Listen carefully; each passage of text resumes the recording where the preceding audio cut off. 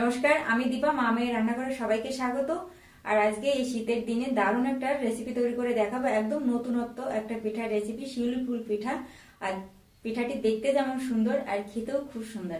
তো চলো, শিউলি ফুল পিঠার রেসিপি তৈরি করার জন্য এখানে আমি কি কি উপকরণ নিয়েছি। এখানে নিয়েছি 1 বাটি চালের গুঁড়ো, আর নিয়েছি এই যে কোরানো নারকেল অল্প করে, আর নিয়েছি ছোট একটা বাটির 1 বাটি চিনি। কড়াইতে আমি 1 বাটি জল দিয়ে দিচ্ছি। জলটা ফুটে গেছে, চিনি দিয়ে দেব, আর এই কোরানো নারকেলটাও দিয়ে দেব, সামান্য একটু নুন দিয়ে দেব।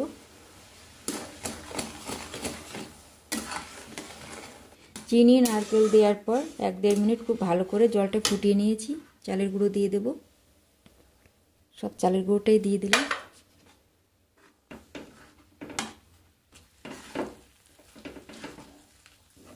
দেখো একটা ডো বানিয়ে নিয়েছি, নামিয়ে নেব।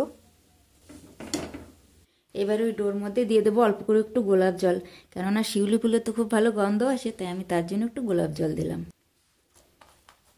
এই হালকা হালকা গরম আছে, এই অবস্থাতেই খুব ভালো করে আগে গোলাপ জলটা মিলিয়ে নেব।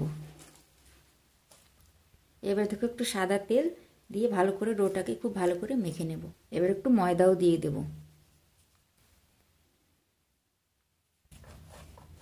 খুব ভালো করে মেখে নিয়েছি মোলায়েম করে।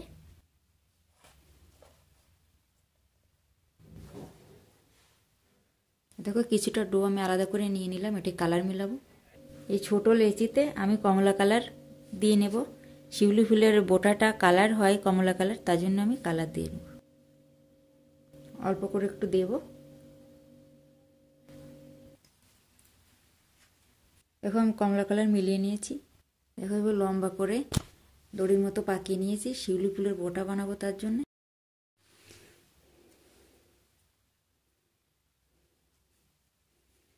শিউলি ফুলের বোটা বানিয়ে নিয়েছি, আরও একটা বানিয়ে আমি দেখিয়ে দিচ্ছি কেমন বানাতে হবে।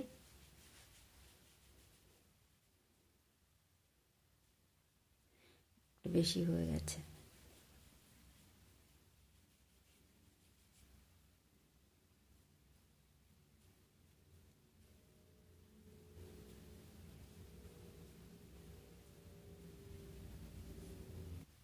একটা টুথপিক নিয়েছি, আর টুথপিকে না একটু তেল লাগিয়ে নিতে হবে, তাহলে যে শিউলি ফুলের বোটার পেছনে যে ছিদ্রটা থাকে এভাবে করে বানিয়ে নিতে হবে।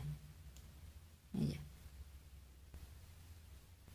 আর এইটা এইভাবে করে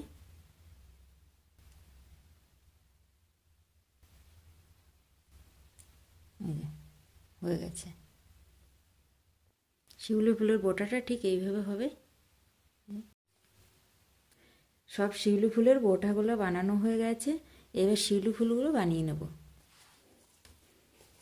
এবার এটাকে আমি বেলে নেব একটা রুটির মতো মোটা করে, একটু ময়দা দিয়ে দিয়েছি। এবার বেলে নেব।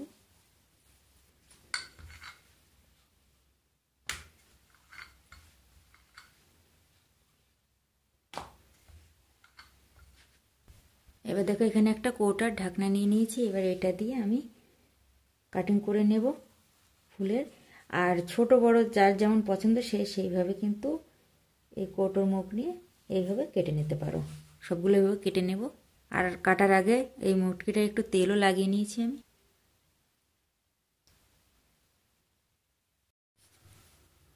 এবার দেখো এই চাকু নিয়েছি, চাকু দিয়ে এইভাবে করে কেটে নেব।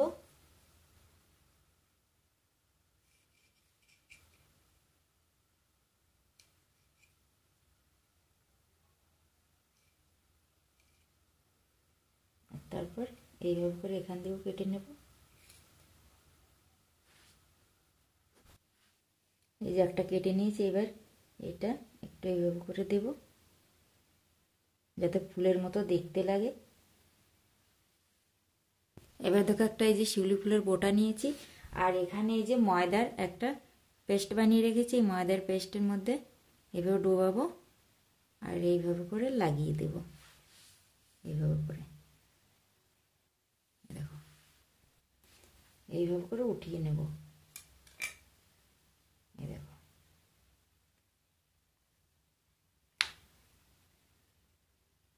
এই দেখো এটা স্টিম করবো তো, তাই এটাই সাজিয়ে রাখছি।